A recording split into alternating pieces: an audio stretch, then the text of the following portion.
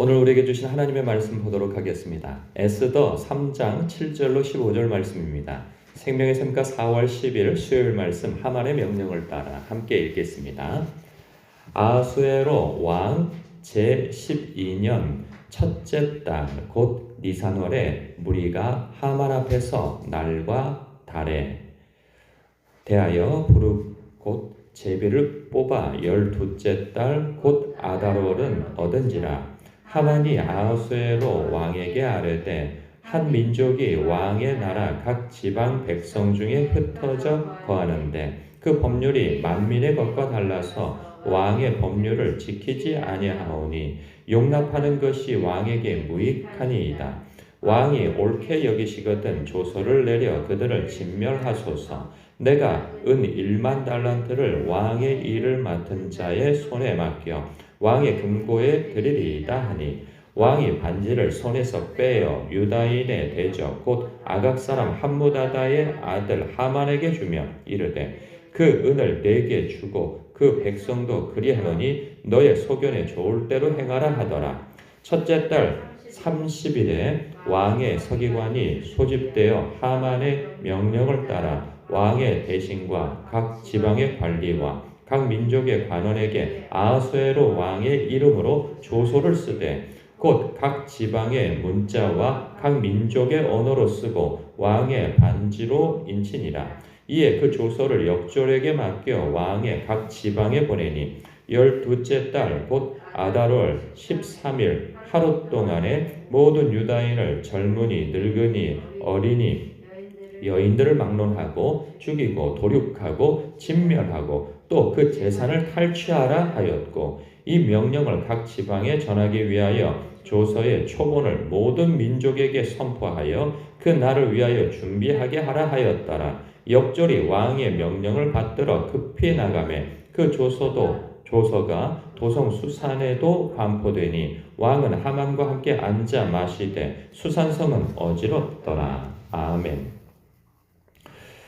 그 모르드게의 그 믿음의 선택이 그 자신뿐만 아니라 자신의 민족까지 멸절될 위기로 이 치닫게 되어짐을 보게 되어져요. 날짜를 정하게 되어지는데 1월 13일로 정해졌어요.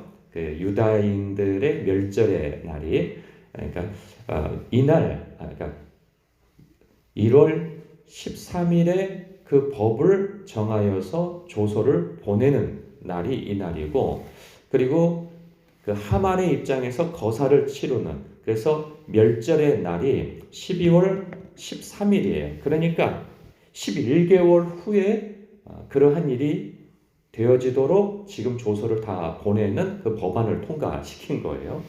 그러니까 그 시대에는 법안을 통과시킨다는 게 왕의 한마디가 그 법이니까 이렇게 되어지는데 참 무시무시합니다. 그러니까 한 족속을 민족을 멸하는데 그냥 술자석에서 말 몇 마디로 그냥 너와 좋은 대로 해라 이렇게 해서 정해져 버리는 이 무시무시한 대화를 보게 되어집니다.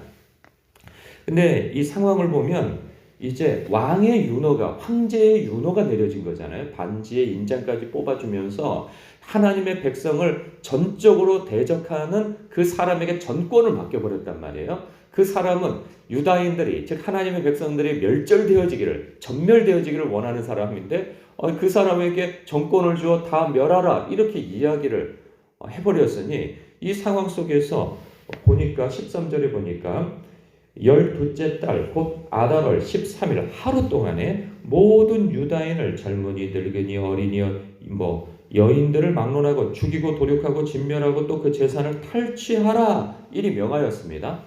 그러니까 나름대로 그들에게 있어서는 아주 길한 날이라고 생각했을 거예요. 신전에 가서 제비를 뽑았겠죠. 그 신전에 자기의 신에게 어느 날 이 여호와 하나님을 섬기는 저 대적자들, 저 유다인들을 죽이는 날이 어느 날이 길하겠습니까? 하고 불을 즉 이 제비 뽑기에 무엇을 던져서 그것을 뽑은 날이 그 날이잖아요. 그러니까 자신들의 신이 아주 길한 날을 줬다고 하여서 그 날을 정했는데 무려 11개월 후에 일어날 일을 정한 거예요. 물론 제국이 크니까 그 당시에 말 타고 움직였을 거 아니겠어요? 아주 그냥 모세 혈관처럼 뻗어 있는 각 지방마다 흩어져 살고 있는 유다인들을 다 멸절하기 위해서는 그 제국 곳곳에 파발을 보내서 이 명령을 전해야 할 것인데 굉장히 먼 것은 사실이에요. 그러니까 지금도 우리나라 이 조그만 땅덩어리에서 그 북쪽에서 남쪽으로 다 이렇게 이어지는 것이 뭐 300km가 넘잖아요. 그런데 우리나라보다 뭐 수십 배 큰 그 광활한 지역에 그 파발로서 보내려고 한다면 말 타고 수개월이 걸릴 수 있는 거리란 말이에요. 그 파발만 다 보내는 것만 하더라도요. 굉장히 분주한 일인 거죠. 많은 일이 있는 것인데. 그런데 만약에 이 12월로 정해지지 않았다면 정말 다 멸절되어질 뻔한 것이죠. 우리가 이 성경을 알지만은 나중에 반전이 일어나잖아요. 이 사건의 반전이 일어나게 되어져서 다시 조서를 보내야 돼요. 그런데 시간이 만약에 6월 정도로 잡혔다면 꼼짝없이 죽는 거죠. 전부 다. 그런데 그래도 시간이 좀 충분하게 잡혀 있는 터에 그 몇 개월 시간 동안에 급하게 또 다른 조서를 보내서 너희들은 방어하라. 이렇게 하잖아요. 왜냐하면 처리할 수가 없으니까 방어하라 해서 오히려 전화 위복이 되어졌단 말이에요. 유대인들은 그 이미 포로로 잡혀와서 이 제국에 흩어져 산 지가 100년이 넘었어요. 그러니까 그 유대인들은 아주 다른 민족보다 글을 알고 있어요. 그러니까 율법에 대한 공부를 늘 회당에서 하고 그렇기 때문에 다른 민족과 다르게 글을 아는 민족이란 말이죠. 그러니까 똑똑해요. 그래서 어디 가서든지 살아남는 그러한 그 근성이 있단 말이죠. 그러니까 재산이 있고 그러니까 다른 민족들에게 그 늘 질시의 대상이고 저놈들 어디 두고 보자 이런 대상이란 말이죠. 그러다 보니 잘 됐다 싶었을 거예요. 저들의 재산을 빼앗을 수 있는 그런 절호의 기회라 생각하는 날이 그날인데 하나님의 백성을 대적하여 죽일 수 있는 정말 빼도 박도 못하는 이러한 반전은 전혀 기대할 수 없는 왕의 윤허가 떨어진 그 날을 하나님께서는 놀랍도록 모든 것을 다 알고 계시고 계획하고 계시고 피할 길을 열어두신 것을 우리는 보게 되어진단 말이에요. 우리도 이들과 같이 요 대목만 보고 뒷이야기를 모른다면 우리는 야 이거 진짜 큰일 났구나.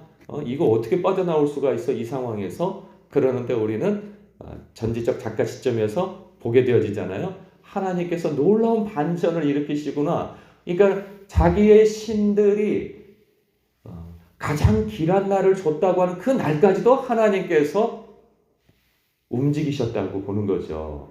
만약에 12월로 하지 않았으면 아까 말씀드린 것처럼 꼼짝없이 당하는 날이거든요. 그런데 그들이 생각할 때 가장 길한 날, 그래 다 죽었어 너희들 이렇게 생각한 날이 오히려 복된 날로 바꿀 수 있는 하나님의 능력을 우리는 미리 보게 되어집니다. 우리의 삶 속에서 여기까지인가? 정말 이 벼랑 끝에 내몰리는 그런 상황도 있고 경제적인 것이 될 수도 있고 관계적인 문제가 될 수도 있고 일적인 문제가 될 수 있는데 우리가 내가 하나님의 사람이라고 하는 것이 이유가 되어져서 사람들로부터 그 벼랑 끝에 내몰리고 불이익을 당하고 멸시를 당하고 조롱을 당하고 하는 일들이 우리의 삶 속에 있을 수 있단 말이죠.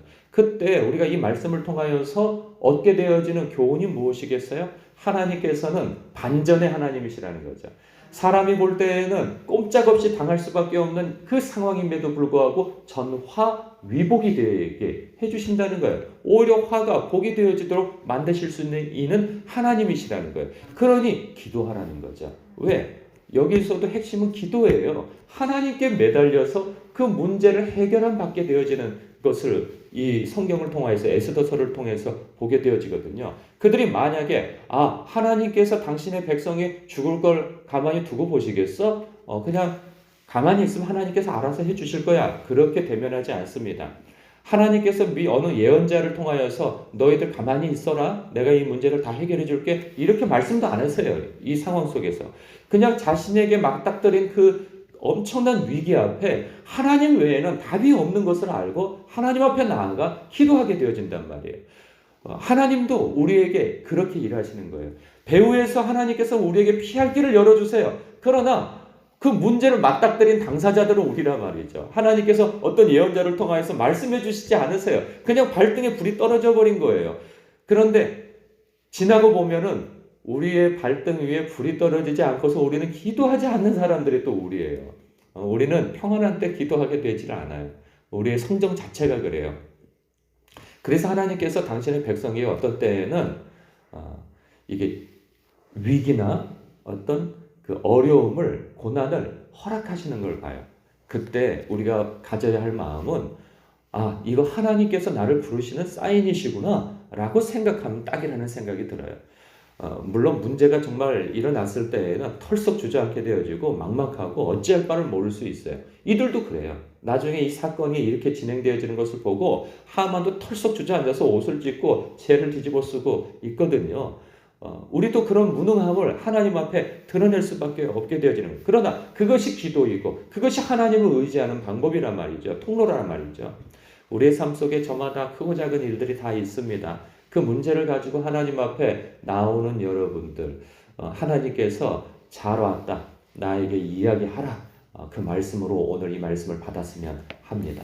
여러분의 삶 속에 있는 문제를 하나님 앞에 다 토설하고 이야기함으로 하나님의 응답을 받으시고, 그리고 하나님께서 어떻게 행하여 주실지 기대하고 소망하는 마음 가운데 주님을 의지하는 저와 여러분 되시길 주님의 이름으로 축복합니다. 합력하여 선을 이루시는 하나님이십니다. 기도하겠습니다.